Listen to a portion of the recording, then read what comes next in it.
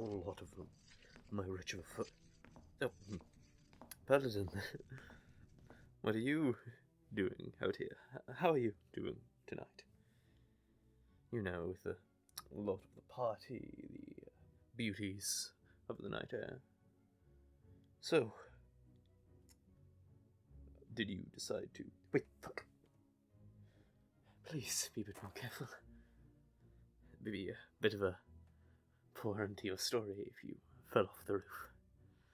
No amount of steel or mithril will protect you from a 40-meter drop. And, well, be a bit comedic. Oh, great paladin, at the end of the storybook, falls off the palace roof, dies instantly, flat as a pancake. A bit of a poor bedtime story to children. Oh, I didn't mean to have you so close. My apologies, Paladin. I meant to pull you close, of course, because I didn't want you to fall, but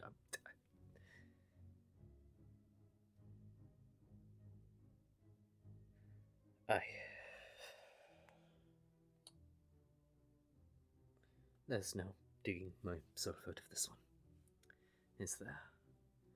No amount of brooding I can do to convince you I'm not, well, me.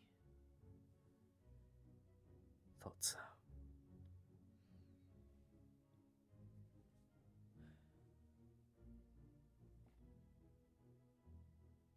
What do you think is going to happen at the end? Not the end of life, I mean. We'll all go to join the Great Flame, or something of the like, I'm sure. I meant at the end of tonight.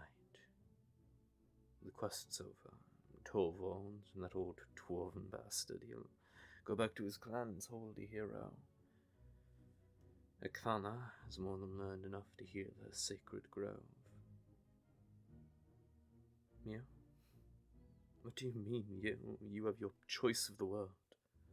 A paladin without equal, blessed by the soul of Madame's light. You could go anywhere, have anything, anyone.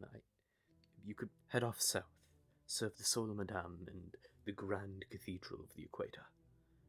You could join up with some noble house, bodyguard some brat, and live rich till you're old and grey. Hells, you could even marry one of them. Gods above and below know those vultures would love to have a great hero like you in their ranks. I did see how Delalune's heir was trying to court you.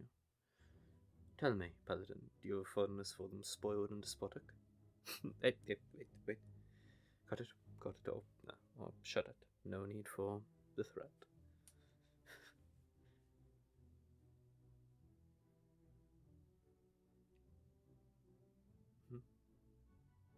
May. What about May? I don't really know.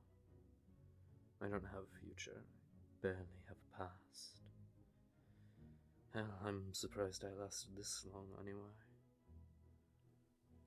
Tossing myself into this whole adventuring thing with nothing but a saber at my side and foolish thoughts aplenty. Look at me now, sitting on a palace roof, draped in fine silk and leathers enough to feed a family for a month. My mother would be so disappointed if she saw me like this, strutting like some prized peacock. No, she's gone. She died a long time ago. I never did tell any of you much of my past before we formed our little adventuring party, did I? No, I didn't think so. Suppose I've never been a very forthcoming person. You wish to know? Of course you do, Paladin. Always the inquisitive one.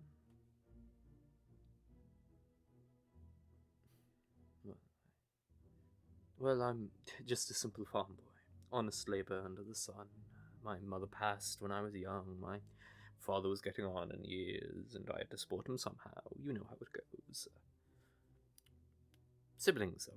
Yes, I have tons. A real gaggle of us. Working the farm. We farmed rice or wheat, maybe some carrots.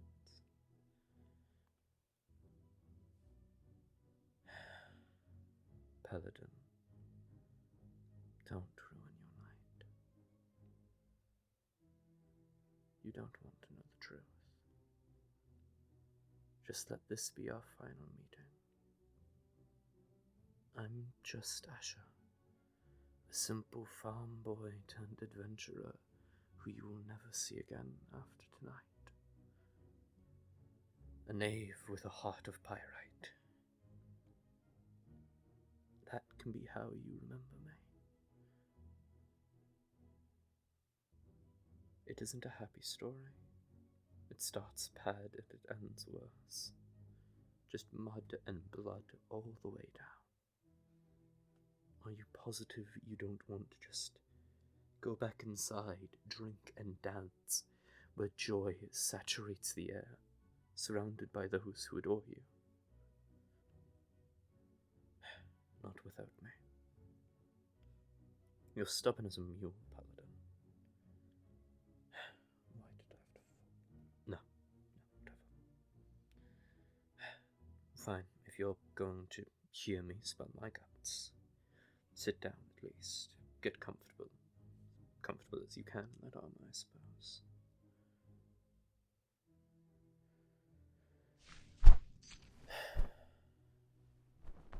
So you already know I was a street rat.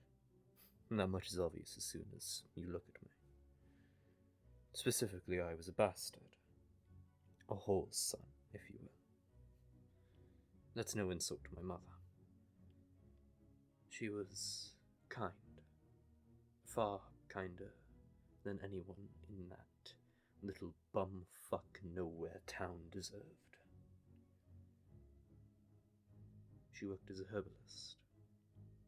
She was smarter than anyone else I'd ever known. Hell, if she were a mage, she would have been a grand master without equal, pushing forward our understanding of magic by centuries, if not more. Hell, if she was born with just a smidgen more silver and gold in her blood, she could have been the Empress's personal fucking physician.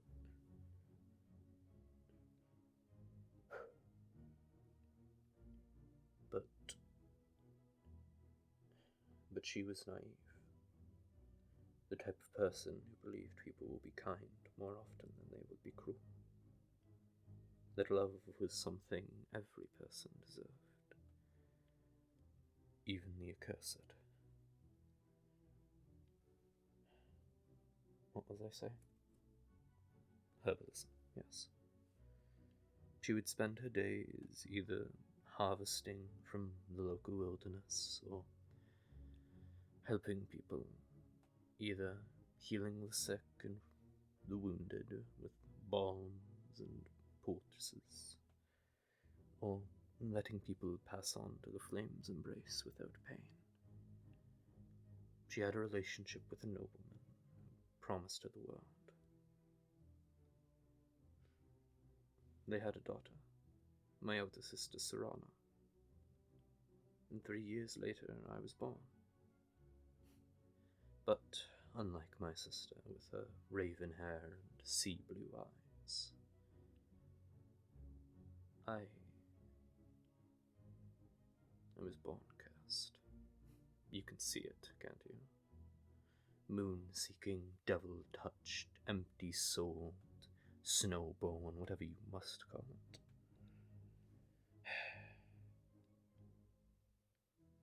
Bone-white hair and blood eyes. And my father, my wretched fuck of a father, ran off, promising he would come back with gold aplenty for my mother. Fat load of horse shit that was. But now my mother was left with a hard decision. And for some God's damned reason, she decided to keep me around. And with that, the town turned on her. Suddenly, Mara and her daughter became Mara's cursed brood, Mara and her bastards. Mara was my mother's name. That was the first thing I should have said. Where was I? Oh, yes. Me. With me in the picture, and there was half the money and twice the expenses. So, my mother took up the oldest profession. And the town wasn't much fond of that. Except copper kept coming into my mother's coin purse, be it passing adventurers or village folk. The coin was the same, really.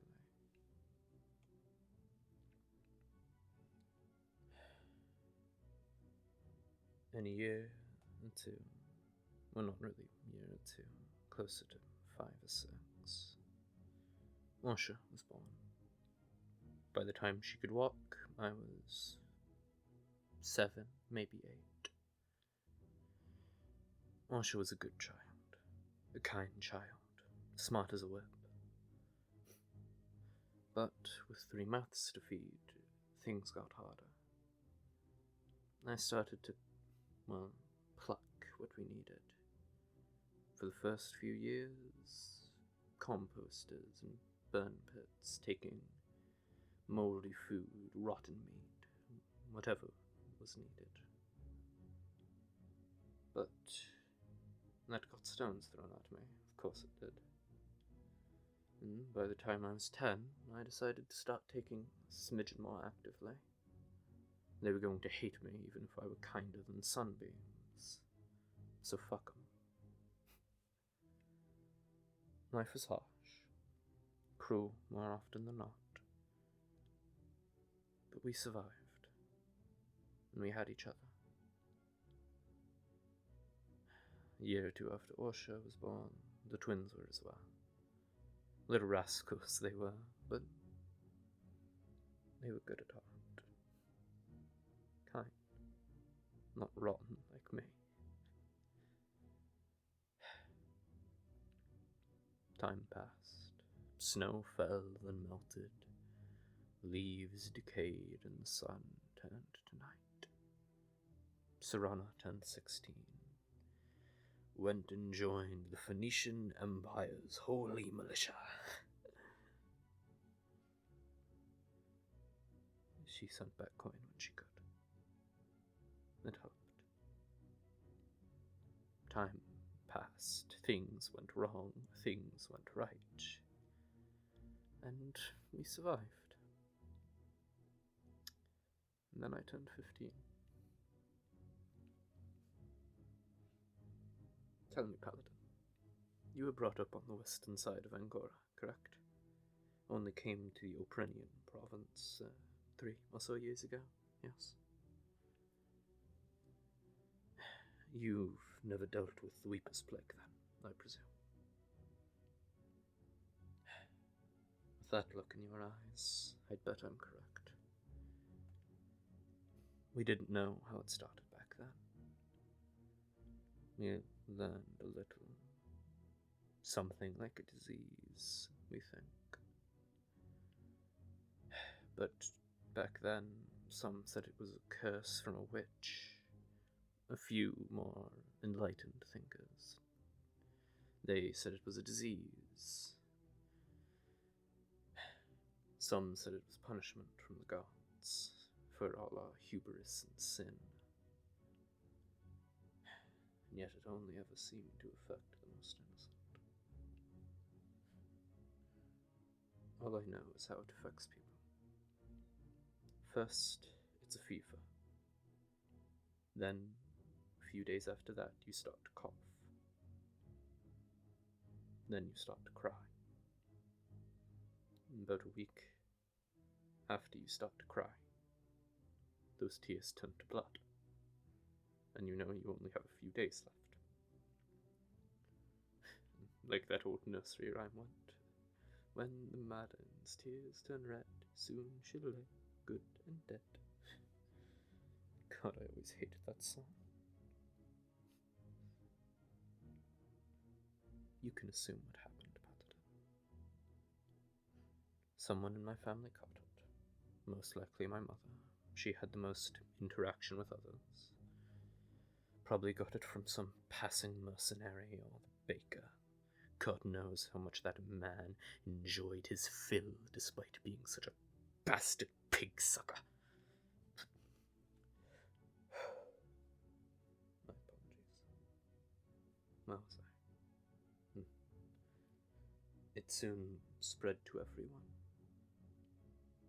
Everyone but me. For some reason we couldn't figure out. I was immune. My mother called me blessed. I did the only thing I could. I worked, I stole, got the shit kicked out of me more than once by some passing adventurer after I nicked their coin, some oh-so-noble knight who didn't give a rat's ass about anyone but themselves and their shiny fucking armor.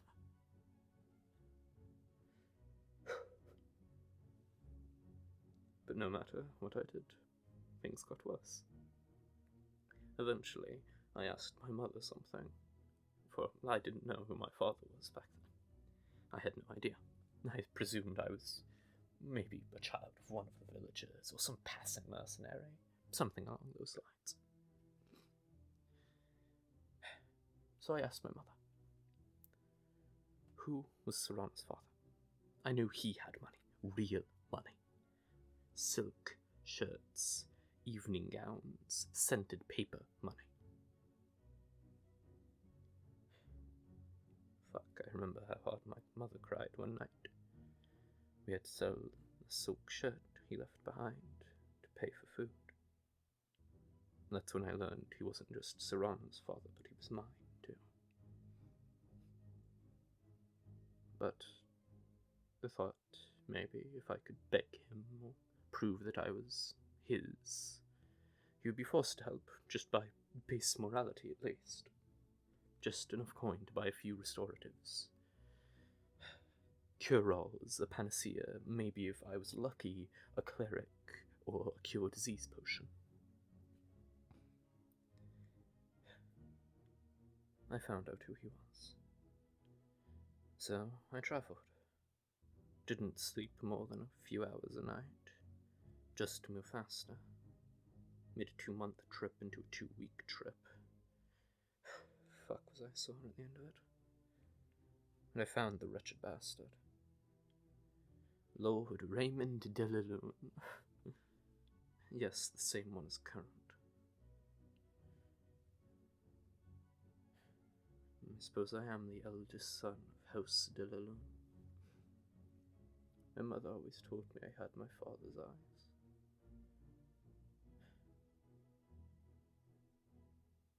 Those words used to be a comfort, but now there's an ache in my chest.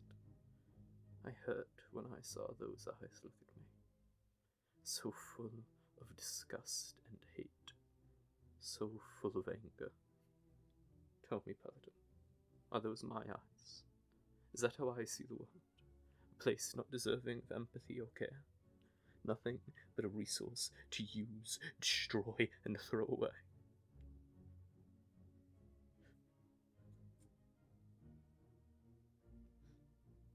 Where was I? Ah, yes, meeting my so-called father. I was an idiot teenager, a fool with nothing but hope to my name. So I begged. I got on my knees, and I begged him. Said I'd do anything to pay the debt. Work as a soldier in his militia, steal, work in the mines until my spine snap. I offered to kill. I offered to be a fucking pleasure boy for his men. Didn't matter to me. I'd rather suffer 1,000 deaths than let them suffer another minute. I offered anything and everything. Everything and more. And you wanted to know what his response was? Gods, I wish he didn't believe me. The bastard recognized me. A little, at least. Perhaps I have my mother's nose or something along those lines. But he knew who I was. The son of some cheap Operan whore. God, I wish I took my shank and ripped his throat. It didn't matter to him that I was half his, but when does responsibility matter to nobles? He didn't just throw me out. As guards beat me half to death and tossed me onto the cobbles outside the shit-stained bar I found him in. But I've never been good at accepting reality. I've always gotten back up when I should have just let death take me.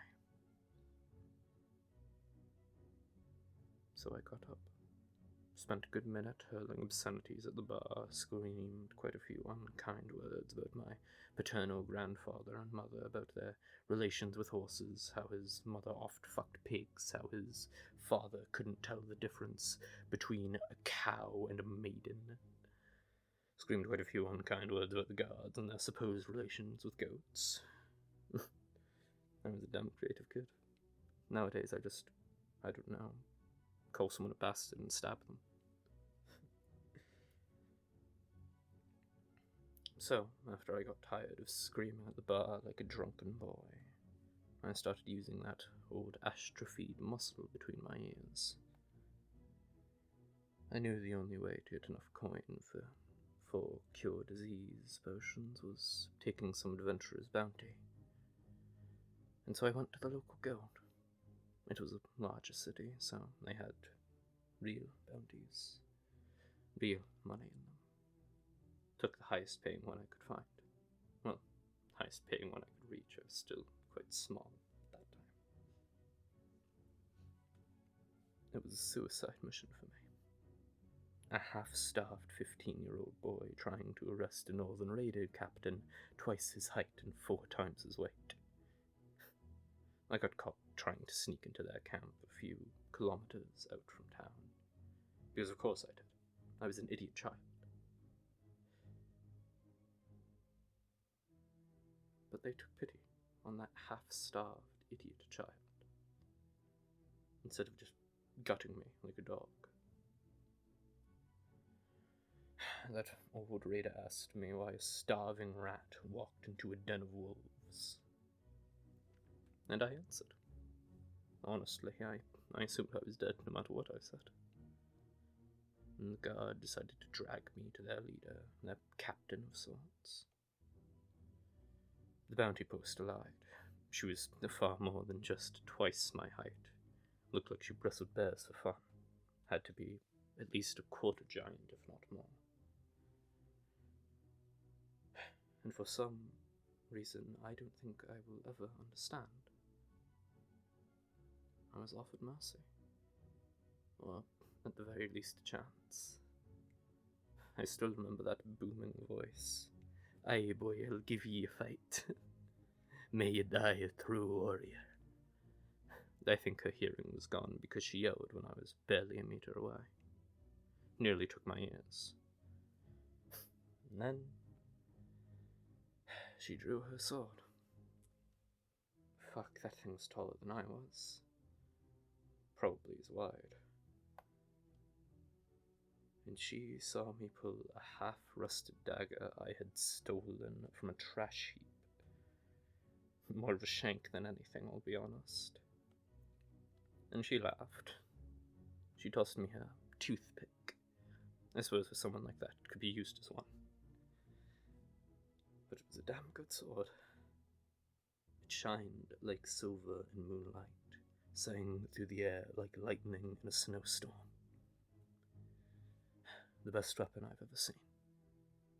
Perhaps it's magic of some sort, I don't know.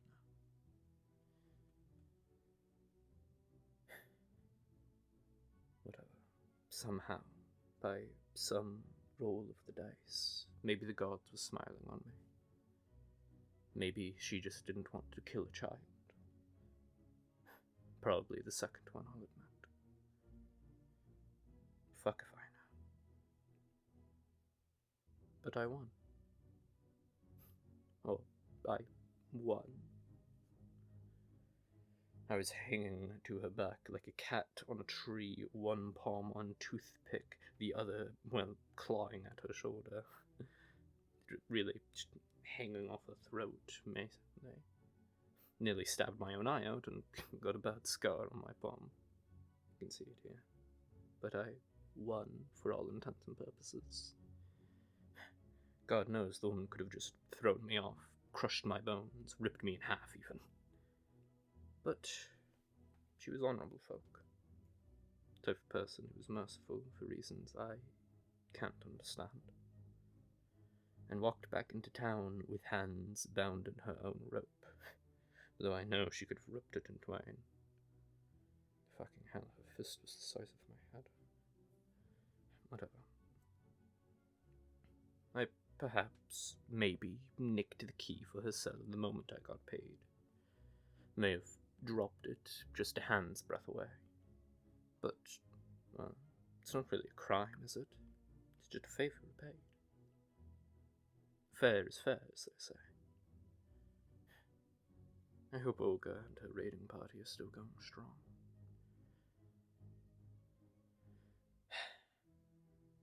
They deserve as much. Good people, they were. Sent me off with bread in my pack instead of a knife in my skull. Hell, Olga even let me keep a toothpick. Still, the best saber I've ever seen. The best I've ever been so blessed to hold. Where was I? Yes. I was high on life. I had more than enough coin to purchase the potions, enough to feed my family for a few months, especially with the hardtack in my bag. And I went home. I didn't sleep a night, just kept moving. Eventually started running, ignoring the chill in my bones from winter's so apathetic embrace. My joy kept me warm. If this were a kinder world, I would have come home just in the nick of time, their tears still just a smidgen clear. And we would be living there now, in a nice big house, in a field of golden grain, more barrels of sweet wine than there are stars in the sky. Orsha would have been sent to school. She would have learned. The twins, they might have had a chance, maybe they would still be tricksters, maybe they wouldn't, I don't know.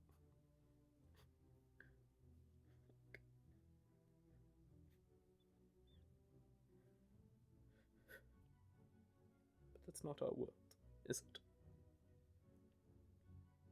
When I got home, I burst through that half-broken door with a smile that felt like it would split my cheeks, babbling on in that way children are to do, about how everything was going to be okay, that I had gotten enough coin that you didn't need to worry so much about what tomorrow would hold for at least a little while.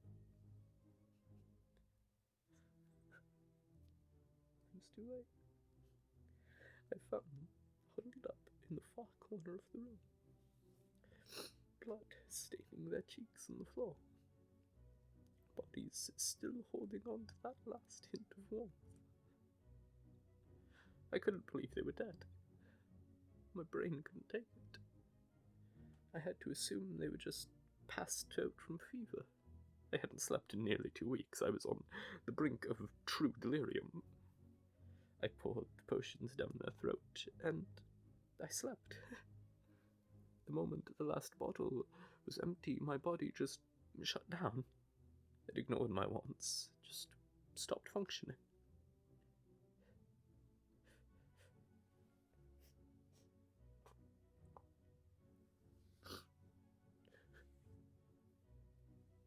Sometimes I think I died in that room. Passed on with my family. God. Maybe, just maybe, that boy died and I'm whatever's possessing his still walking corpse. Maybe that's why I've been so lucky. That boy's long dead, and the scythe can't come for the same grain twice. Maybe fate can't seem to find my string and finally fucking cut it.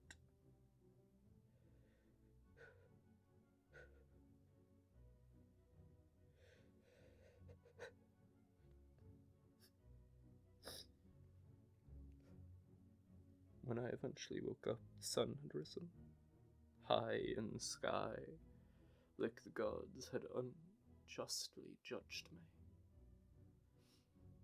And their judgment spoke to me. I was unworthy of joining them.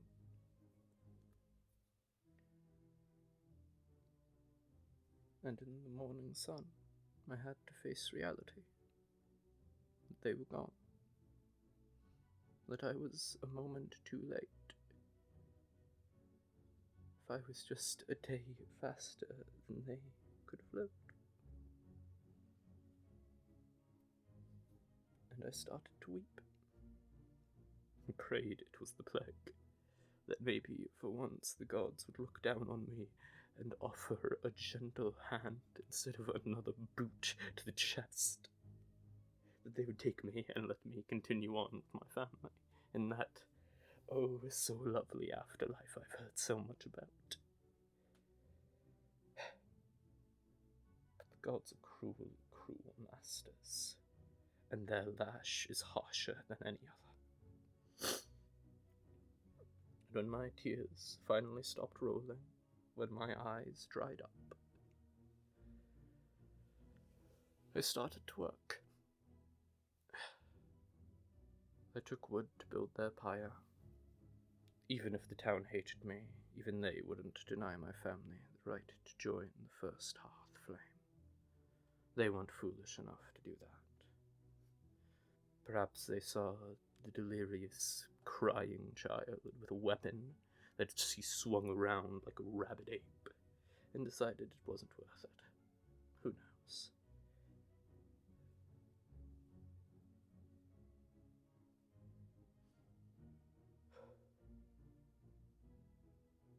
I built the pyre inside our home. Let that old hovel turn to ashes, and let my family rise upon the smoke trail. It took so much not to just let the smoke take me, to die with them and finally rest. I don't even know why I decided to keep going. But I picked a direction and started walking. Kept adventuring, throwing myself into battle with a death wish. Maybe I was trying to follow Oracle's advice, die a warrior and all that. I searched for Serana for a while.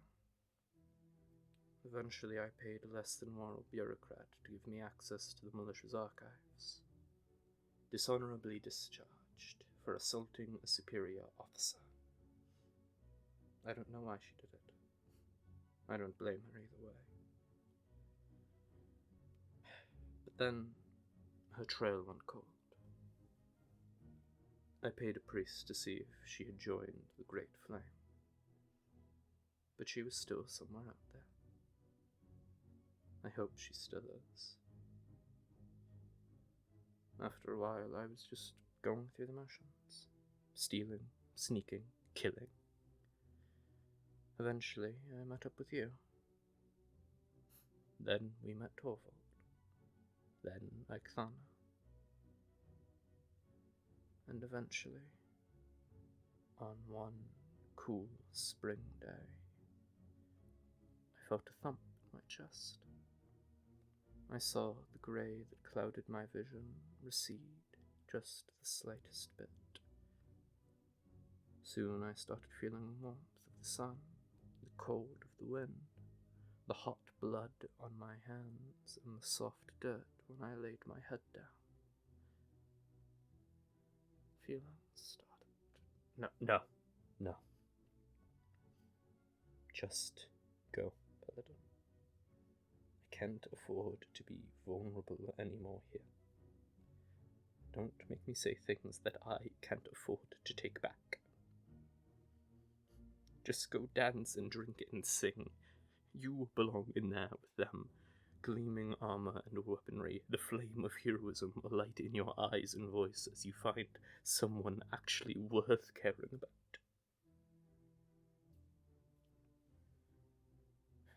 You're like a fairy tale. They'll tell stories of you for generations. You'll be the thing that protects children from monsters, both real and imaginary. Monsters like me. Monsters who pretend to be people, who only know blood and mud, and that's all they will ever be. People who can't become anything more than the most vile components: wretched hate, cold anger, and fetid rot. I am a cursed man who will lead an accursed life. I am the blood on your blade and the mud on your boots, something that should be washed away and forgotten. Just head back inside. Live your life. Be a great hero and forget about me, Paladin. Please.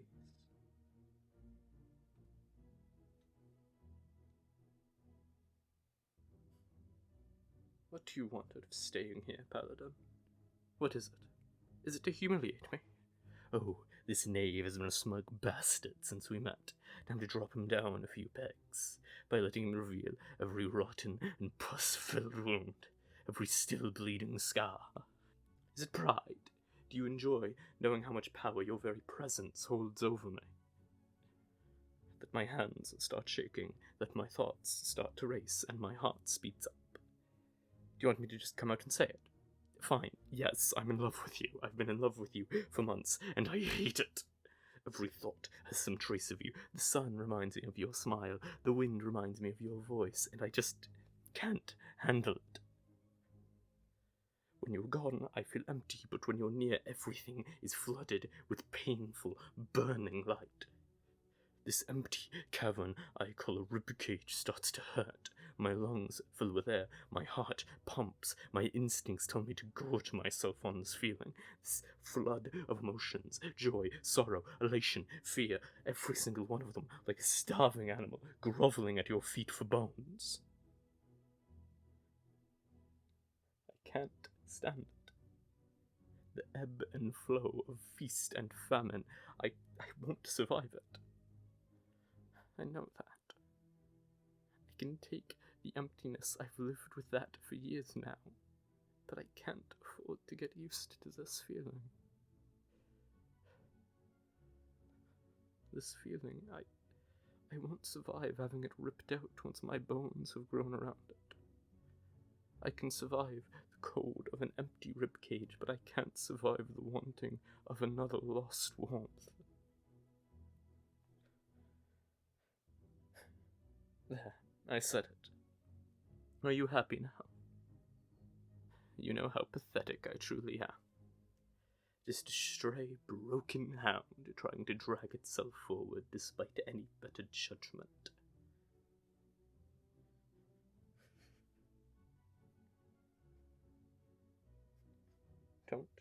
Don't do this. Please don't. Don't feed my delusions. I won't be able to wake up. You shouldn't hold me like this. I'm a stain you won't be able to wash out with neither lye nor bleach. You're a fool, Paladin. A storybook hero like you should fall for a prince or a knight, someone deserving of your grace. I'm the monster under the bed, the things parents point to and say, "Dear Lord, I hope ours don't turn out like that."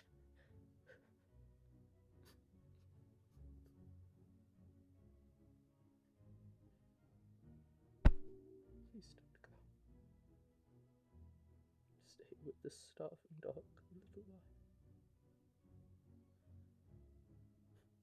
Thank you, my dear. No, not yet. Thank you, Paladin.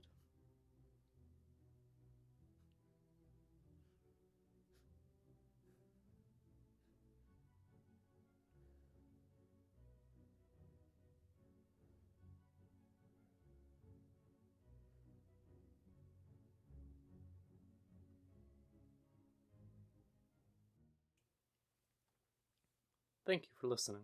This was a Crowdance audio production. And this was a fucking long time in the works. 6 months from start of script writing to posting this, I believe. So if you enjoyed it, please, like, comment, subscribe, all that jazz. It kind of is outside my usual, I guess, more comforting style of videos. But yeah, I hope you enjoyed it. I hope you also enjoyed the art in the video. This is probably the most images I've done for a video yet. So yeah, be safe, folks.